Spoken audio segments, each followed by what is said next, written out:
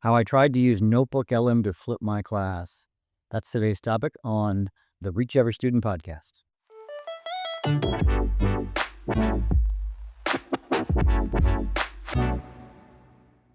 Hi, I'm your host, John Bergman, and in the past few weeks, I've been playing around with a lot of AI things, but one, of course, NotebookLM. A lot of you have been playing around with this. And I was dialoguing with a colleague, and the idea came up as we were chatting is how could we flip our class with NotebookLM?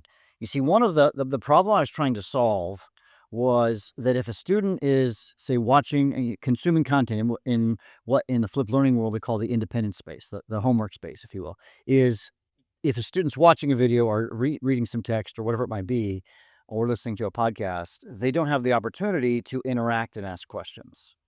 And so I spent some time dialoguing, if you will, if that's the right word, with Gemini and say, what would be the best format? Because maybe you don't know this, but in Notebook LM, they have a new feature called the interactive feature. And so here's what I did.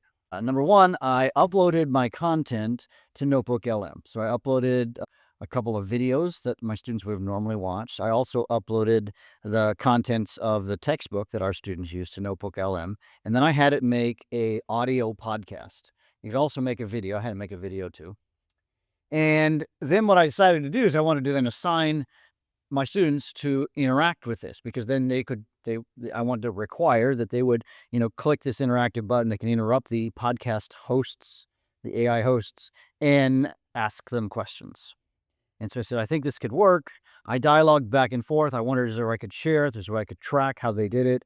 And between Gemini and this, half-hour conversation with Gemini, the system that they came up with, or we came up with, AI is not a real person. So the system that seemed to work in the context is then I shared the Google LM with my students. This is the plan, at least. And then I was going to have my students listen to the podcast, interrupt it, but I wanted some record of that. And because then what they could do, and then I found a particular prompt, and then Gemini helped me with this prompt. And then they would put this in the Notebook LM and it would summarize the conversation that they'd had.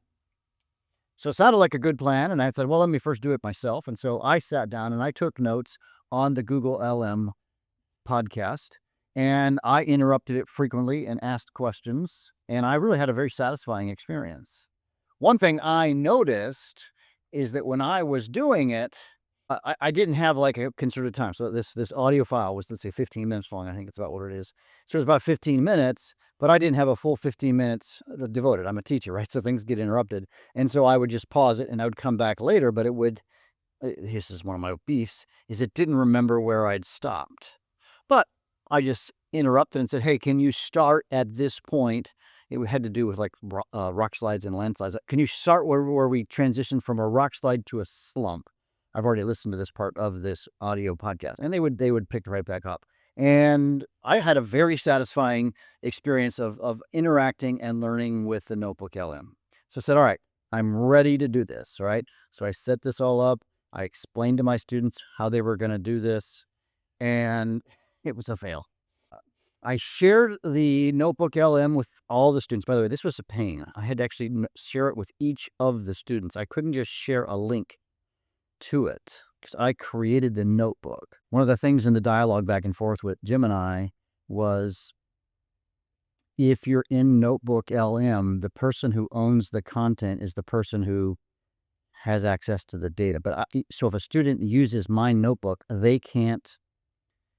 I don't get their data because it sounds like a good idea from a, FERPA thing or whatever, is I want, we want to protect student data. So anyways, the students had a lot of problems. They kept having to restart it and sometimes it would randomly restart on them and they did not like the fact they had to keep interrupting. And then for some reason, and it may be because of how I set things up, if you're listening and you figure this out, talk to me.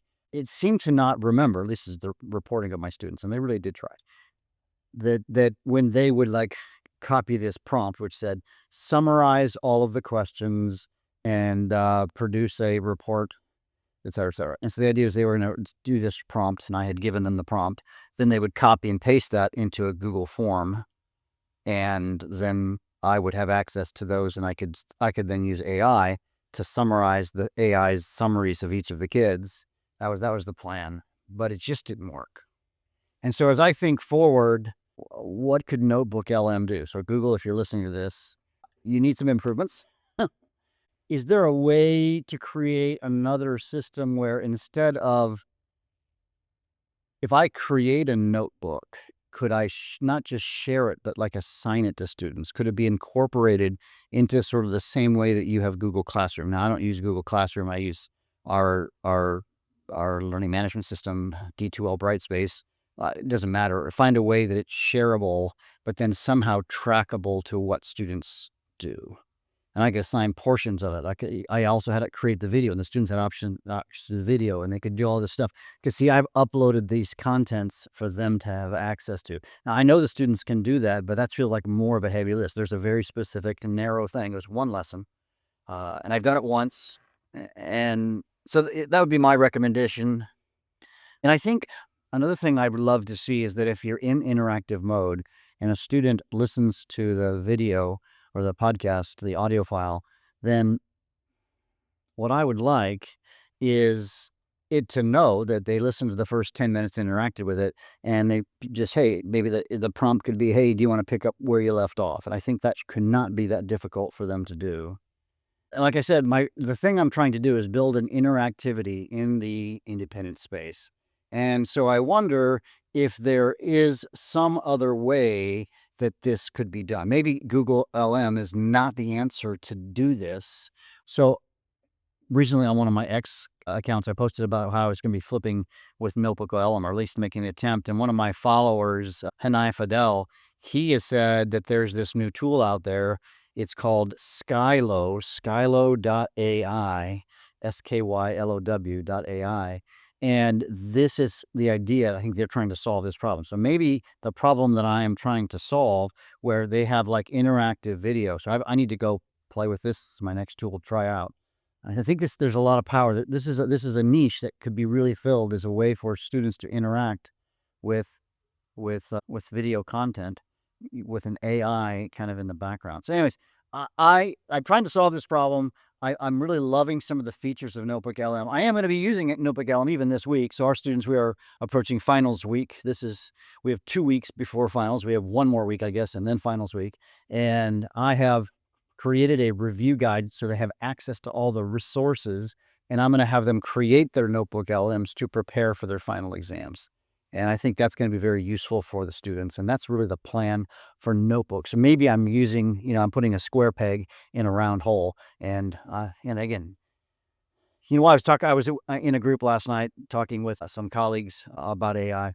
And as we were having a conversation, one thing that one of the guys really said and made a lot of sense, he's devoting about like a half an hour a day to just reading about AI or playing with an AI tool. I am convinced that AI is going to be where we're at in the future. There are lots of problems with it. There are lots of issues that we're facing with AI. I think ethically, in so many ways, there's the real chance that it could cause stupefaction and loss of critical thinking skills unless we really think this through carefully. We do not want to do what we've done to our students with social media and just let it open willy-nilly. That was a disaster for students and mental health and all the kinds of things that brought. And with that can happen, and honestly, it will happen with AI things for many students. But those of us who, care about our kids, we want to find good ways to use AI because they're going to get into the job market someday, and they're not going to be just having to work independently with just their brain. They will have a co-pilot with them, AI, to help them and think and whatnot. So it's important that we teach them how to use it in a way that's good, not just from a academic integrity perspective, but from in a perspective of how to help kids navigate this new world. And this is, as I've written in other places, this is the fourth industrial revolution, and we need to rethink about what that's going to look like, and that's going to change the world in ways we can't even conceive at this point, whether you like it or not. So it's so important that we teach them how to use it in ways that are going to help them thrive and become better humans more than anything else. I mean, that's my heart, is how do we teach them to use that? And yeah. So I diverted from the main topic about NotebookLM, but that's kind of the point, is I want to teach the students good uses of AI so that that will help them rethink, just get used to using the tools in ways that are productive and not destructive to their brains. So, anyways, maybe the title of this podcast should be "I tried to flip my class with Notebook LM and it was a fail," which it was. I may go back and try to do it again and tweak the settings, but at this stage, I'm a little bit not great hopeful, at least in this instance. And so my next little half-hour stint, I think, is this SkyFlow thing. I want to try it out and see if that solves the problem I'm trying to solve, right? Getting students to have ways to interact with a flipped video when the teacher's not present. So that's always been one of the weaknesses of the flipped classroom, is that when a student is stuck and they're watching a video at home or whatever, they can't ask a question. But AI should be able to solve this. Maybe this new tool is the bee's knees. We'll see. Hey, thanks for listening to this podcast. If you like it, share it with a friend. Click the subscribe button. You know the deal. Have a great, great day. Hey, John Bergman out.